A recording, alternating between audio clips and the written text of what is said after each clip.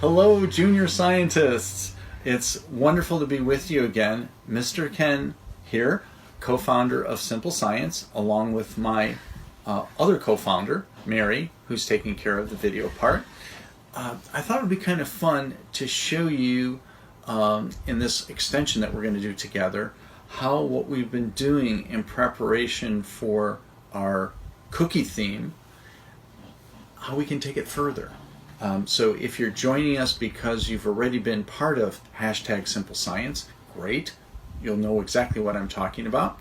If you're joining us kind of independently of that, I'll give you a quick synopsis of what we're doing. We've been using Play-Doh to represent cookie dough at this point to see how we can form the perfect cookie. We've been doing that by, in a measured way, adding weight to press the dough further and further down. And we're trying to see if there's any kind of perfect weight to press the cookie.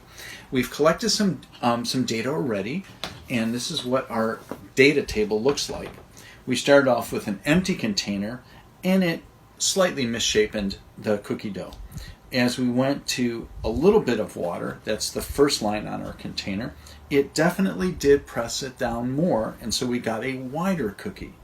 We jumped ahead to see, like, well, it's not enough pressure, let's just jump ahead. We went to the third line and found out that now we're starting to get the shape of cookie we would like. Here's the neat thing.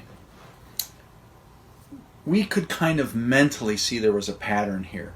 And Mary suggested that we jump ahead because she intuitively kind of felt we weren't going to get enough pressure just going one more step. But since we've got all our materials here, this is a perfect time to show how when you record data, you can start to look for patterns. And so we do this anyway, maybe not numerically all the time. We kind of just do it intuitively as Mary did. But what could be kind of fun is, could we predict what this number would be? So we can kind of see it's getting larger. And if we just looked at the first step, we might be tempted to say that it would go up another 0.4 of a centimeter and be 3.0. But we see this one down here says 3.1, and that's really not kind of halfway in between those two. So maybe it would be somewhere in between, roughly halfway between these two measurements. Well, let's go ahead and test our idea. By the way, that would probably be called a hypothesis. So let's go ahead and test our hypothesis and see, when we put it at the second water level line, what the actual new diameter of our cookie dough will be. So I've got the water set up already. It's on the second line. We'll get our measured amount of Play-Doh again. And I've been keeping it in the container so that it doesn't dry out, because if it dries out, it's going to change the properties of the dough. And if we change the properties of the dough, then we're not going to have a fair comparison as we keep adding weight of water to it. So we've got our sphere of cookie dough, and now we'll go ahead and see how much it actually compresses with 2 lines of water weight. And all I'm doing is balancing it again so that I'm not actually pressing on it. I'm letting the water do all of the work.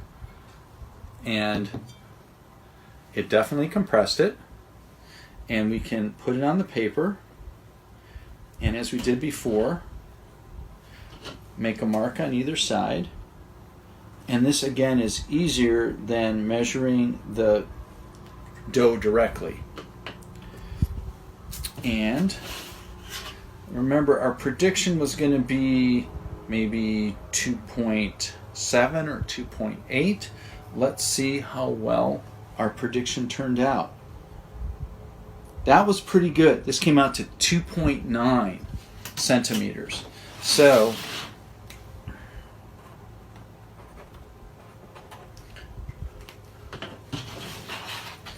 we can see the numbers are increasing, the diameter is increasing, and the neat thing is, maybe unlike Mary, you would like your cookie to be even thinner than the one that came from the third water line.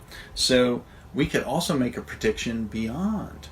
So I encourage you right now to think for a moment what it would be if we went to the next step. I'll show you the data again.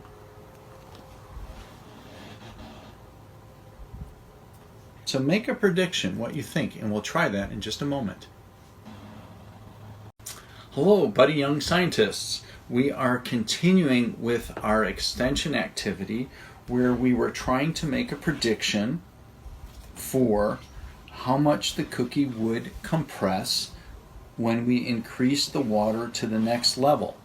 So I've already got the water at the next line. All I need to do is get our Play-Doh ready. And again, I'm keeping it inside the container so it doesn't dry out between our trials.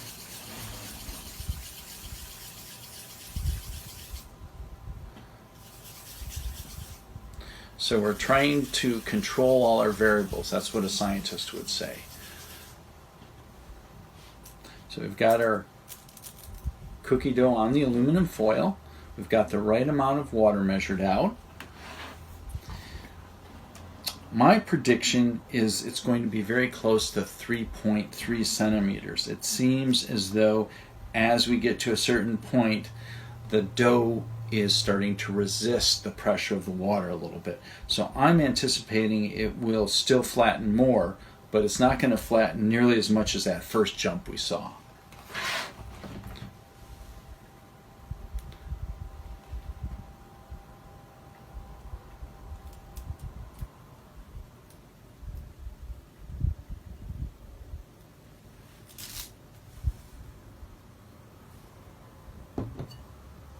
Okay, so there we have it. It's definitely getting thinner each time, and as it gets thinner, of course, that means it gets wider.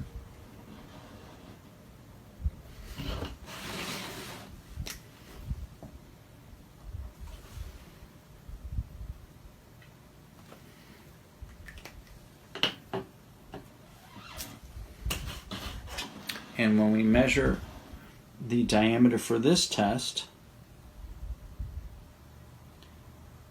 it's falling halfway between 3.2 and 3.3.